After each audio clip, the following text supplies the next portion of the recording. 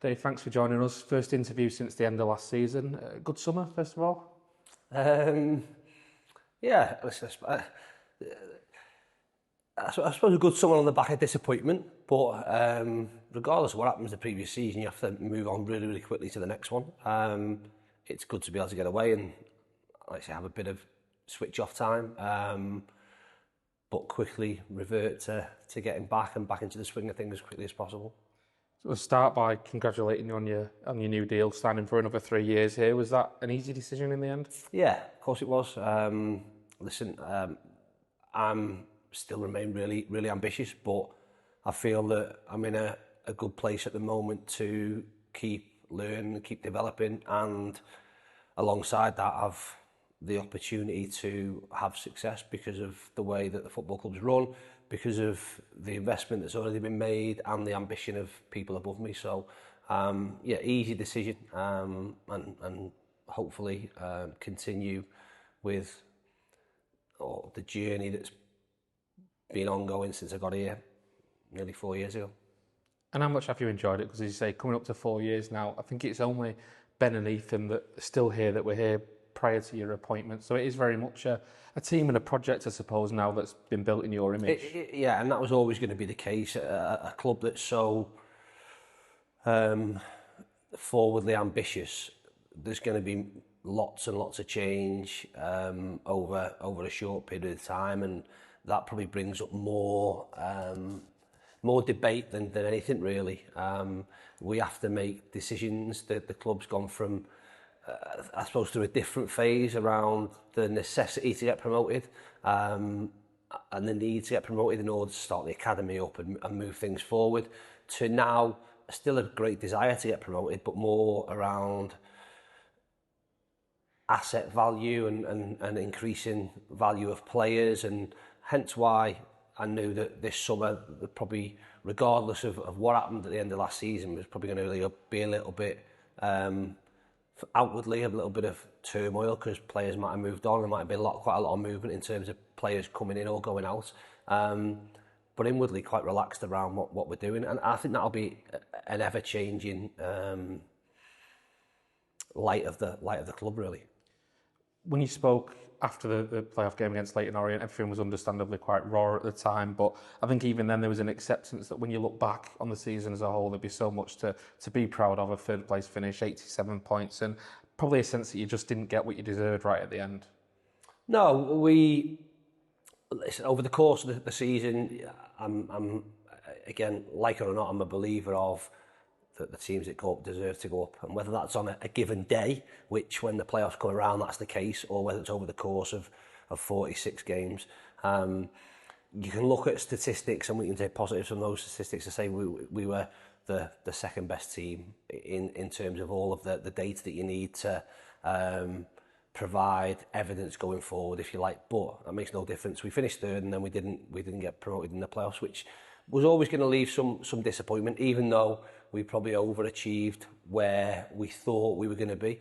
But overachievement just brings more expectation. And like I say, we've gone through a summer of change, but that still doesn't change the objective and what the objective will be come the start of August. And we want to be competitive. We want to be up where we were last season, but we understand that in order for that to be the case, we've got to be better than we were last season, because it will always be the case with the three teams coming down from the Championship. They'll be strong. Other teams, as has been the case that were in the league last year, have invested and will do better than they did last year. So the competition remains as stiff, if not stiffer, than it was last year. So we naturally have to get better ourselves. We do that on the back of losing some players and building a newish squad. And as much as that brings, I suppose, a little bit of challenge and adversity, it brings real excitement. And I'm sure come the first week of August, when the season starts, the excitement will only be where it was for the first game of the season last season. And you must take confidence from the fact that you've already done that before, in the manner that you bounced back from losing the League Two playoff final a couple of years ago to go on and become champions. Personally done it plenty of times. It was a similar scenario when we got promoted with Hartlepool into the league, and because of the league finishing so late, the uncertainty, players had sorted themselves out before I suppose the outcome of a one-off game in a playoff final. So it's always tough. Like I say, pre-season, it's great to be back. Pre-season from the outside can be, like I say, full of adversity, and as much as you'd love to have all your players in at the first day of pre-season, you would love that no one picks up any injuries or any niggles and everything goes swimmingly. That's never the case, but having been through it so many times, you stay pretty calm and relaxed in the fact that this is a process that leads towards the start of a 46-game season. The first game of the season isn't the be-all and end-all. What is important is that first game of the season, we have as many players as possible, as fit as possible, to give us the best chance. I said it last year, because of the work we have to do through pre-season and the change we made, that we remained a work in progress.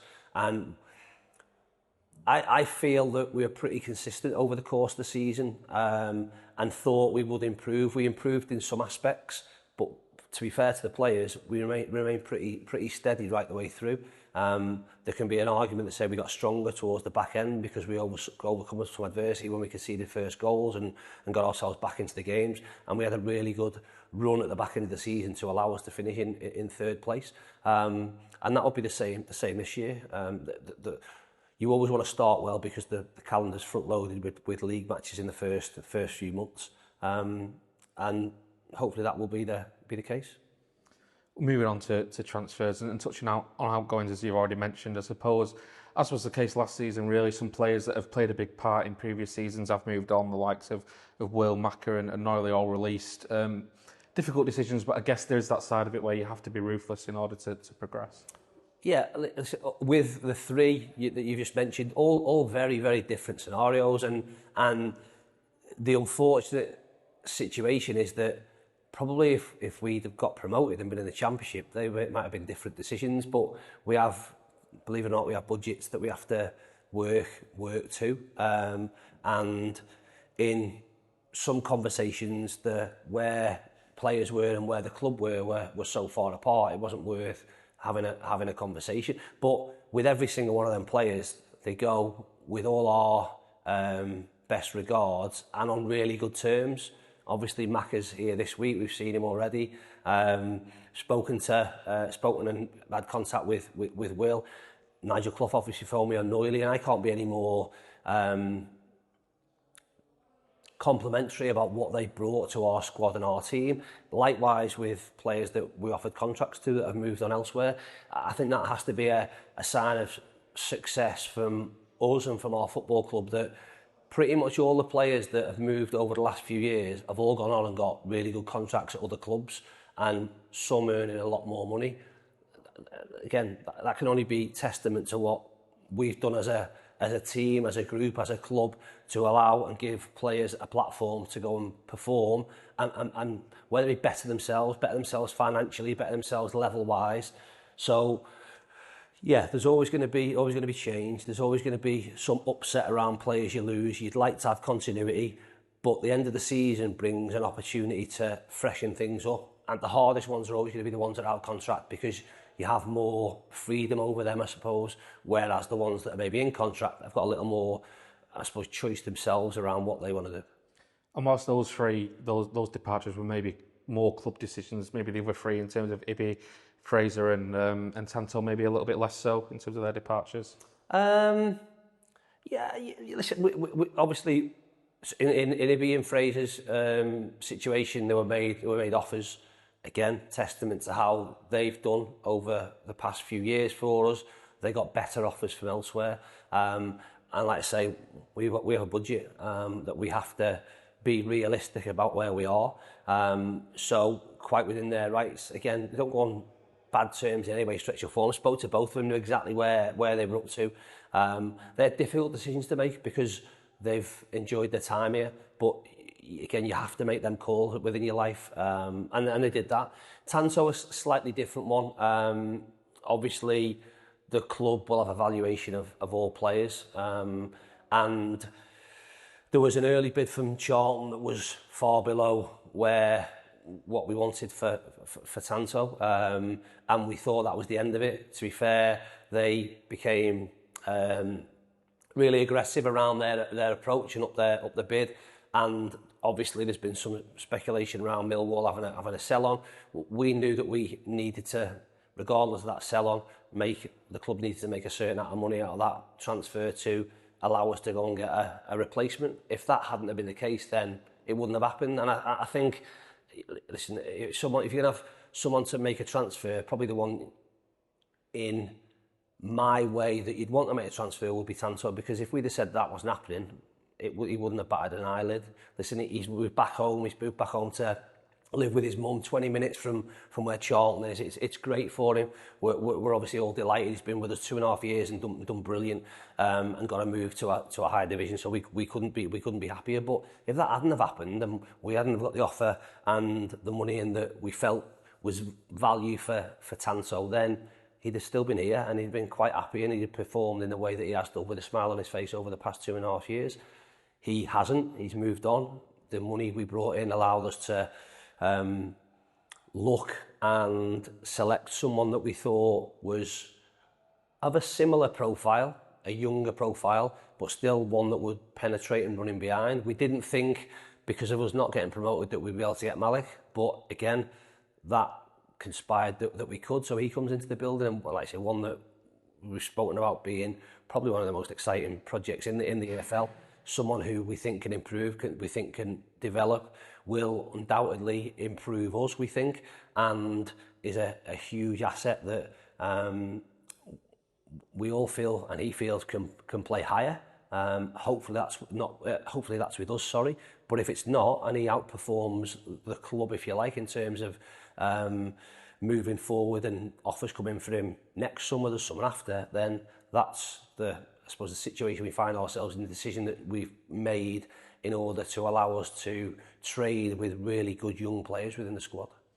And as you say, that is the model, I suppose. It is to develop these young players, sell them for big profits, reinvest it back into the squad. And this is probably the first example of the fact that that's working. Yeah, definitely. When you think what Tanto came in for, I know Simon's mentioned it, we got over 10 times what we paid for Tanto, which is an amazing turnaround in 2.5 years. We've invested, like I say, more into other players, not just in terms of monetary figures, but time. We've made a real big push on, I suppose, individual development of players and the things that they can improve on individually, collectively, and ultimately, as a result, everyone benefits. We benefit in the short term, the club benefits because we're picking up wins and we're getting results and we're in a good position in the table. And then further down the line, the players potentially benefit, and the fact that clubs from higher divisions are looking at them and want them to be part of their team and their club, and I suppose take things with them from here that they can pass on because they've been in a successful dressing room that's achieved over the course of, I say, the recent past. In terms of the turnover in the squad, I guess consequently a lot of that turnover has been defensively. I think there's only Ethan, Cal Connolly and Jay Mingy here that were here last season. Is that a concern at all, or is that something that you planned for? You plan for everything. I think we had a good idea where we'd be at with, like I say, with players, and we had a good idea early as to where we'd be at with certain players, and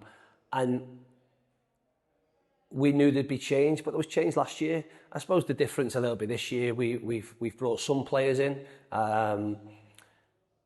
We will bring more players in. Some of them things that unfortunately are out of our control and we can't speak about. And you would love to have a 6-week pre-season to work with players in order to get some understanding, build some partnerships, I suppose, knowing what our game plan is and how we and all them different things. But that's all right. I'll back us whenever be the case, be it a week before the season starts, to be able to put the principles into the players that we bring in clearly, to be able to go and perform and win games of football. So it is about being patient. We have lots of people that we're talking to. This is about getting the right people in though. There's some lads that are with us on this trip. There'll be other people that we're speaking to that aren't with us, that things may fall into place.